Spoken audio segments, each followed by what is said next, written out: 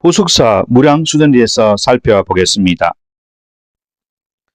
부속사 무량수전은 앞면 5칸, 옆면 3칸으로 목조 건물로 단층으로 되어 있으며 지붕은 팔짝 지붕으로 만들어진 조심포 양식의 건물이다.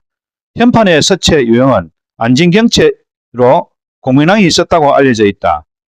1361년 2차 홍건적의 침공 당시 공민왕은 순홍, 영주, 안동까지 몽진했는데 그때 몇 점의 글씨를 남겼고 그 중 하나가 부속사 무량수전 현판이라는 것이다.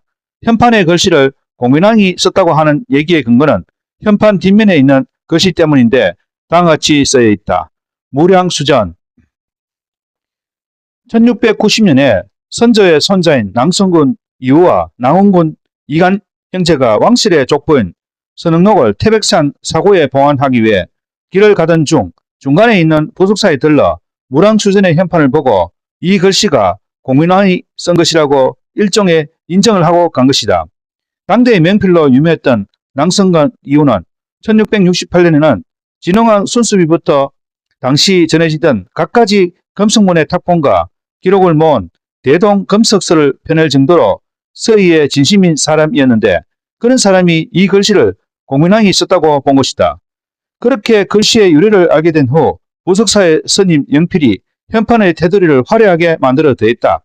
아주 오래된 현판인 만큼 지금은 검은색 바탕은 많이 벗겨졌고 원래 검칠을 했던 글씨는 검칠의 흔적이 조금 남아있을 뿐이 거의 탈락한 상태이다. 현판에 글씨를 쓴 사람의 낙관이 없으나 원래 왕의 글씨에는 낙관이 없는 것이 관례이고 대신 검칠을 한 것으로 보아 이 글씨를 공민왕이 썼을 가능성은 분명히 있다. 무량수전은 조선시대의 건물과 비슷해 보이면서도 자세히 보면 다른 점이 눈에 띄는데 우선 창호의 배치가 다르다. 원래 고대 건축인 삼국시대 건물로는 창호가 없었다. 당시에는 종이는 매우 소량 생산되어 비싼 기중품이었기 때문에 창에다 종이를 붙이기는 매우 사치스러웠다.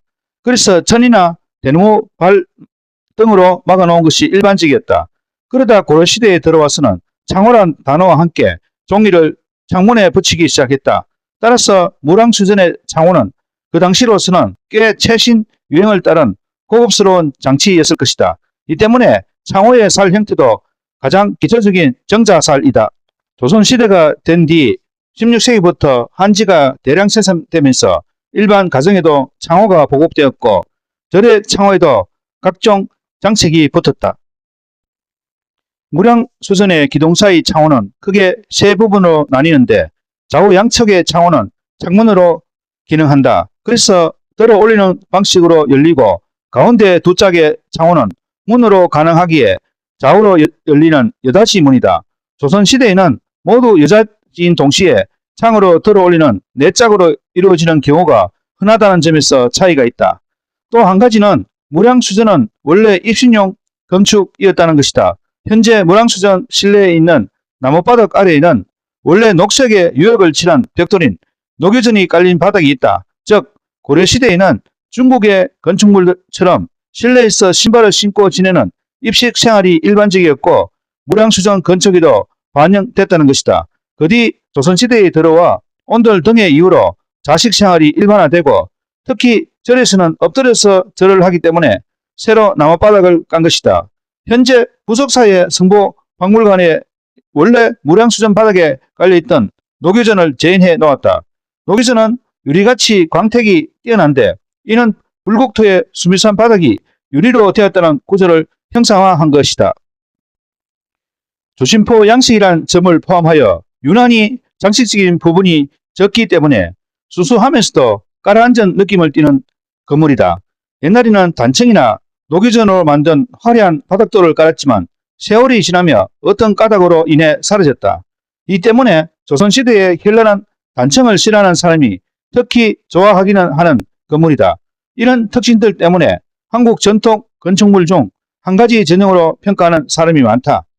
부속사를 얘기할 때 빠질 수 없는 게 누화 진입이다. 이는 누가 까리로 들어간다는 뜻이로 안악루 및 계단을 올라가다 보면 천장, 안악루 바닥의 시야가 가려지면서 고개를 숙이거나 몸을 낮추며 들어가게 된다.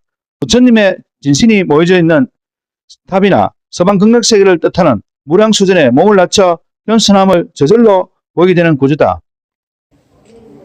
무량수전 내부에는 영주 부속사 소조열의 자상이 있는데 일반적으로는 법당과 불상은 같은 방향을 바라보도록 배치되어 있지만 부성사 무량수전은 불단을 서쪽에 치우치게 두고 불상은 동쪽을 바라보게 배치하였다. 또한 바다 위에 상설했던 노기전을 깔았는데 이렇게 함으로써 아미타 열애가 서쪽 극락세계에서 중생들을 구워보고 있으며 극락세계의 바닥은 유리라는 내용을 반영했다. 단 이 불상이 아미타 열애인지 아닌지는 논란이 있다. 일반적으로 무량수전은 아미타 열애가 주전불로 봉안되는 법당인데 이 불상의 수인이 석가모니가 깨달음을 얻는 장면을 상징하는 향마 촉진을 하고 있기 때문이다. 또한 이 불상은 조성 양식을 봤을 때 고려초에 만들어진 것으로 보이는데 그렇다면 불상이 무량수전보다 대략 약 200년 정도 연대가 앞서게 되는 것이라 선후관계에 있어 무량수전의 본전부를 반드시 아미타 열이라고 확신하기는 무리가 있게 되는 것이다.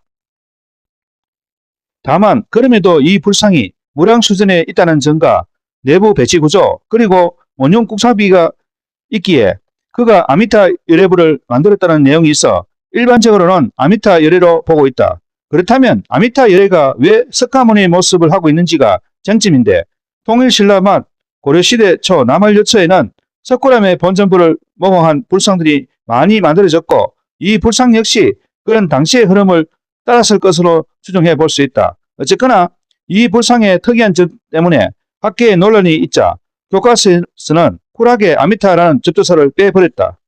이와 관련해 지금은 무량수전이 부속사의 금당 역할을 하지만 축초 당시에는 부속사의 강당이었으라는 의견이 있다. 절의 중심부가 아닌 절의 끝부분에 있거니와 불상이 정면이 아니라 측면을 바라보는 위치에 있는 특이한 점 때문에 아마도 과거에는 금당이 아니었지만 모종의 이유로 나중에 금당으로 역할이 바뀌었다는 주장이다. 선묘낭자가 성령으로 변하여 무량수전 앞마당에 묻혀 있다는 설화를 검증하고자 1967년에 중장비를 동원하여 발굴한 적이 있었다. 그 결과 석등 밑에서부터 무량수전의 불상 아래까지 용의 꼬리 같은 형상을 한 긴 돌이 있음을 확인한 바 있다. 발견 당시 이 돌은 윗부분이 깨진 채였는데 부속사 전기를 끊기 위해 임진왜란 당시 명나라 장수가 끊었다고도 하고 일제시대에 일본인들이 끊었다고도 한다. 그러나 임진왜란 때 명나라 장수나 일제시대 일본인들의 조선의 기원을 꺾어버리자 조선의 산천에 풍수적 썩지를 벌였다는 이야기는 역사적 사실이 아닐 가능성이 매우 높다.